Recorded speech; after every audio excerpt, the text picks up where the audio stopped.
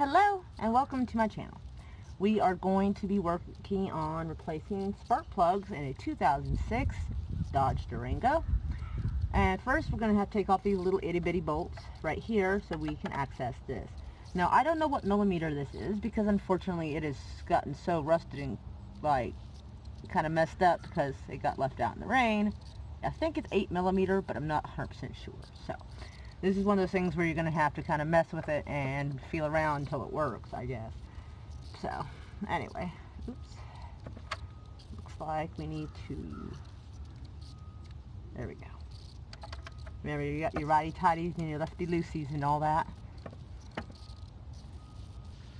And now that we've gotten some of this loosened off and got those out of the way, you want your 5/8.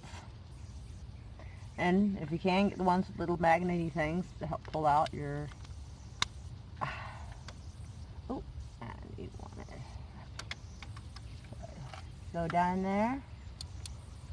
And carefully start to turn. There you go. Now always remember to put anti-seize stuff on your spark plugs, because you do not want to have to fight with these things to get them back out. Like, no.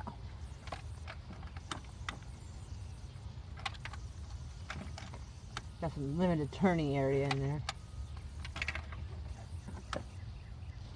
Now that we got that out, as you can see, maybe, it's a little frosted white. It actually looks a little bit corroded. Anyway, so, ooh, still a little warm. There we go. Oh no, it's actually not bad condition other than that's just quite corroded. So, we're going to put this over here out of the way. And we're going to put our anti-seize goo on, well, if I can find a safe place to put this where it's not going to fall. Nope. So, got some iridiums. Now you want to gently just kind of paint it on a little bit here and there. Make sure you don't get any on there because that is where the spark happens. So you don't want anything to mess up the contact. So we just gently kind of paint it on, and then that was clearly not it. My apologies. There we go. Now that's what you want. Careful, and remember this is made out of, I believe, porcelain, so it can break easily. So you don't want to be too rough. You want to go in there nice and careful, and then you line her up. And you can do the turning with your fingers until it gets to where you need to make it a little tighter, and then you can use the ratchet with it, because otherwise, you know, you're kind of bumping into stuff for no dang reason. Now, you don't want to turn it too tight. You just want to get a gentle little tug, kinda, just to make sure it's in there secure. You don't want to tighten it too much, you'll break it. And it'll absolutely suck trying to dig out broken pieces of spark plug. You do not ever want to do that. So anyway, let's check in here. A little dust on it, but everything in there looks like it's pretty decent. No corrosion or any signs of that business going on, so we'll keep that there, and we'll put that down there for now, just kind of half-ass out of the way. And then you want to get to work, of course, on your next one. And there will be times where you will find yourself having to be pretty much curled up in the engine compartment like I am now. It's just very weird, and I'm hoping to God the little thing holding up the thing doesn't give out, and because it's a very heavy hood. I'm just going to tell you, like, that will freaking, yeah, that won't be fun. Anyway, I was having some trouble with this particular one. I'm assuming someone did not use anti-seize when they put this one in.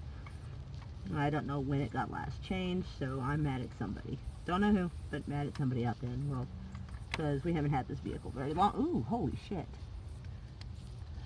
We see a reason why. Corroded and rusty. Holy shit. That's a shit show. Look at that. It's got a clump on it, actually. It's pretty bad. It's incredibly hot and corroded and rusted to shit. Yikes. Well, there's your fucking problem. I'm starting to see more and more why it costs about $300 in some places to get this done. Holy shit. Oh wow. This is a shit show. Check out the rust on this. We're gonna have to clean that. I am personally gonna try cleaning it with vinegar, white cleaning vinegar. Good God. I think maybe someone changed the first couple and didn't even bother with this. This is gonna be fucking terrible to get down in there.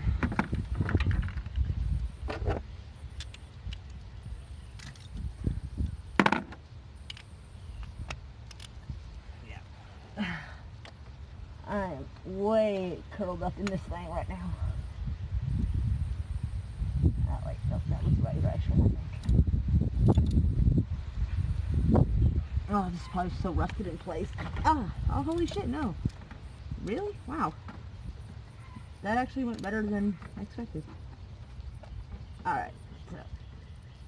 I think it's loose enough. I can turn this with my fingers, I think, and get it out of there.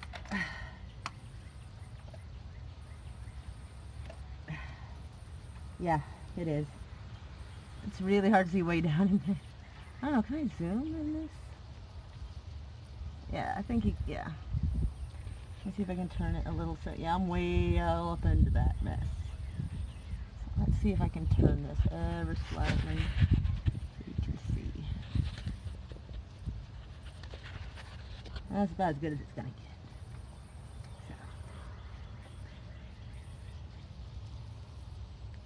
So yeah, there we go. Look at the rust on this thing. Holy crap. They must have rammed the hell out of it and didn't even fucking... Yikes. I'm gonna get these cleaned up and switched out. Alright, so what I did is got some white cleaning vinegar. It evaporates relatively quick. Not going to be adding to the corrosion issue. Not that plastic really or rubber corrodes per se, but you still want things to be clean and have clean contact. I'm going to have to clean up in there because it's looking a little janky down in there. So I'm thinking of maybe a spray silicone or something, maybe some kind of lubricant instead. I'll have to read up on that and see what I should do before I fuck something up. We don't want that, obviously. But let's pause it. Alright, so I had to go and get silicone spray because down here is janky as all hell. So hopefully this is a good idea. If you know it's not, then don't do this. Kind of get down in there. You don't want to like flood it out. You just don't want it being all, you know, ugh.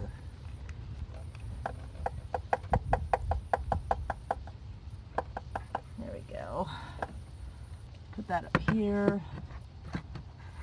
Okay. I am not entirely sure that this one way down in here has ever been changed because the wiring is so short near this wiring harness that I can't pull it up out of the cylinder area. Like there's no room for it to budge at all. Trying to let you see under there, see what I'm talking about. Yeah. Okay. Surprised I didn't break my knuckles on that. That's got a fucking bunch of corrosion dust on it. I'm not sure this one's ever been changed. Can't wait to see how bad this looks. It's definitely gonna need a little shot of silicone spray, I already know.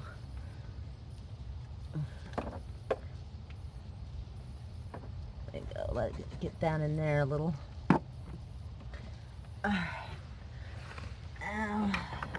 Part of this show, the most. I can't even see where it goes. Oh, found it.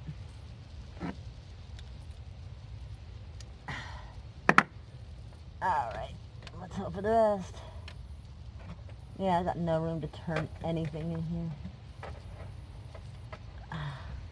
About touching the firewall at this point.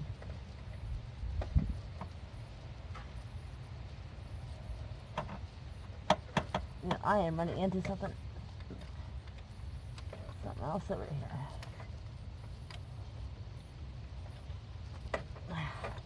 I need just enough room to break it loose so I can use my fingers. So, pausing again. Reassembling is a lot easier. That back one back there is a freaking nightmare. If I knew it was going to be that bad, I probably would have like made sure I got one of them extra super fancy kinds of spark plugs, so this doesn't have to be done again for a long time. 'Cause holy shit.